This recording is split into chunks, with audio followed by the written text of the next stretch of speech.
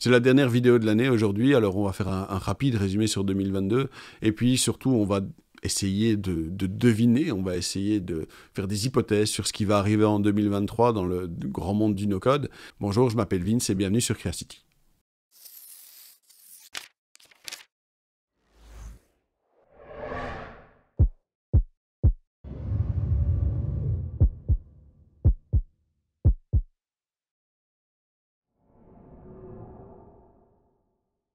Alors, premier outil dont j'ai envie de parler, c'est Notion. Notion, pas tellement parce que c'est l'outil sur lequel j'ai fait le plus de vidéos cette année.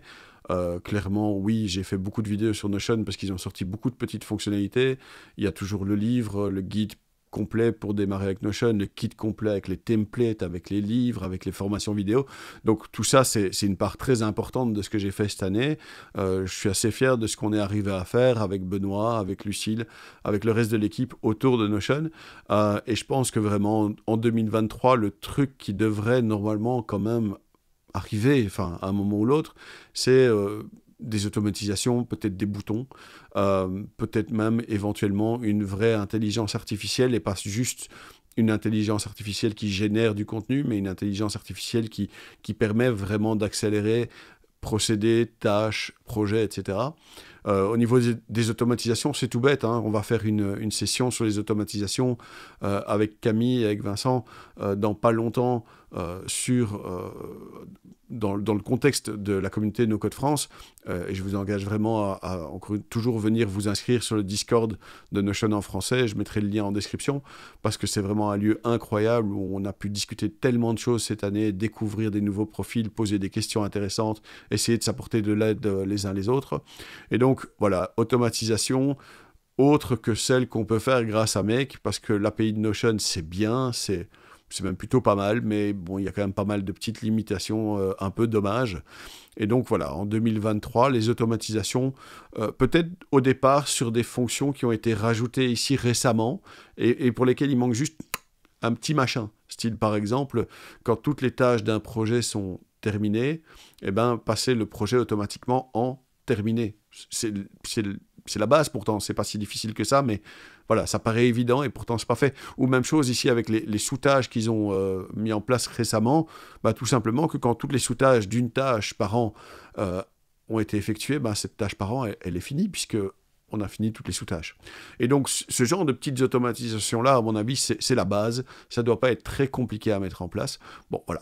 Le système des boutons, c'est un peu pareil. C'est-à-dire que j'ai déjà montré dans une précédente vidéo qu'il y avait moyen de créer un semblant de bouton comme ça dans Notion pour pouvoir lancer directement un script dans Make, pour lancer une automatisation dans Make grâce à un webhook. On ne devrait pas avoir à faire ça, on ne devrait pas avoir à faire des trucs aussi compliqués pour bêtement lancer une action à partir de Notion, une action qu'on a envie, on veut juste cliquer sur le bouton, quoi.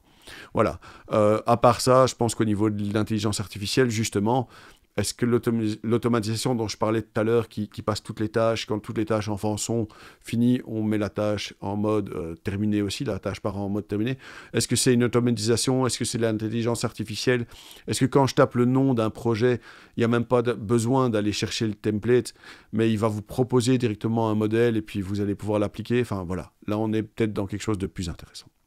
Au niveau, pour moi, d'Airtable, ça va être une assez grosse part de l'année 2023, puisqu'il y a le guide des bases de données qui arrive bientôt, un guide de bases de données qui est un petit peu agnostique au niveau plateforme. C'est pas seulement Airtable, c'est pas seulement Notion, c'est vraiment quelque chose d'assez généraliste pour essayer d'expliquer les bases de données à ceux qui n'ont jamais fait de développement, qui ne sont pas codeurs dans l'âme, mais qui ont quand même besoin d'une certaine structure et d'une certaine habitude et d'une certaine convention pour s'en sortir avec les outils no-code. Donc voilà, ça c'est un peu la base de ce que je vais faire ensuite, que je vais développer dans Airtable. Vous trouverez sur Creacity/Airtable le plan de la formation tel qu'il est prévu, tel que la formation est prévue. Ça devrait sortir, en fait, je vais rien dire sur la date, ça sortira quand c'est prêt. Ça sortira quand je serai content de ce qu'on a fait et de ce qu'on a produit. Parce que je pense vraiment qu'une formation sur Airtable, il y en a des très bonnes chez Contournement, par exemple. Et si c'est pour proposer la même chose qu'eux, je vois pas l'intérêt. Donc, on essaye, même si j'ai vraiment jamais tout à fait regardé leur formation, parce que justement, je veux pas me laisser trop influencer.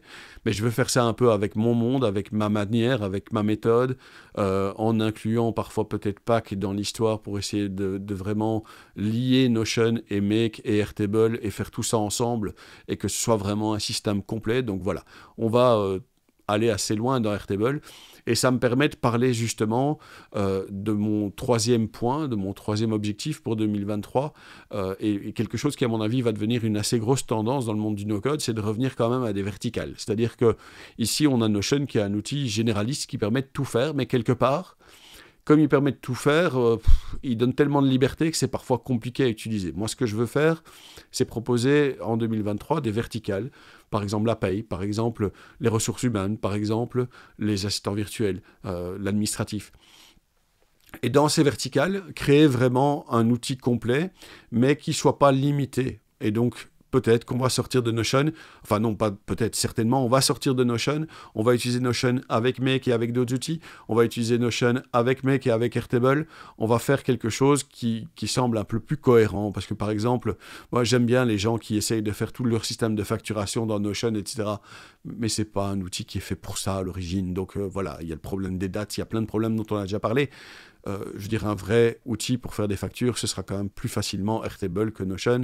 Ça ne veut pas dire qu'il ne faut pas utiliser Notion, ça ne veut pas dire qu'Airtable, c'est la folie. Mais justement, il faut utiliser les outils dans leur spécialité, dans ce pourquoi ils sont forts. Dernière chose, je suis toujours amoureux de Coda, j'ai toujours une grande passion pour Coda. Je vous conseille d'aller voir la chaîne de Thierry, que je vais mettre ici en commentaire, si vous avez envie de découvrir plus de choses sur Coda. Voilà, il y a quand même beaucoup de choses à faire dans Coda. Je pense que je vais mettre comme ça des petites capsules de temps en temps sur Coda. Coda, c'est un outil beaucoup plus spécialisé, c'est Notion sur stéroïdes, comme je le dis parfois, sous stéroïdes, comme je le dis parfois.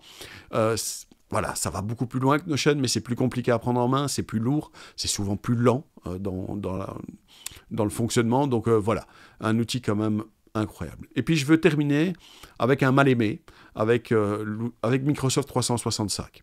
Alors oui, je sais, Microsoft 365 et tout l'environnement Office, ça prend assez cher, c'est un peu comme le WordPress par rapport à Webflow, tu vois, c'est le truc où tout le monde aime taper dessus, et en réalité, je trouve que c'est pas tout à fait juste.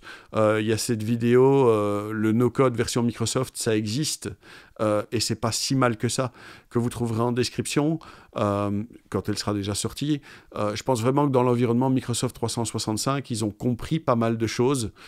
Ils voguent de plus en plus quand même vers le no-code, avec Forms, avec Power Apps, avec Lists, avec Power Pages peut-être, avec Loop même peut-être, on verra ça en 2023.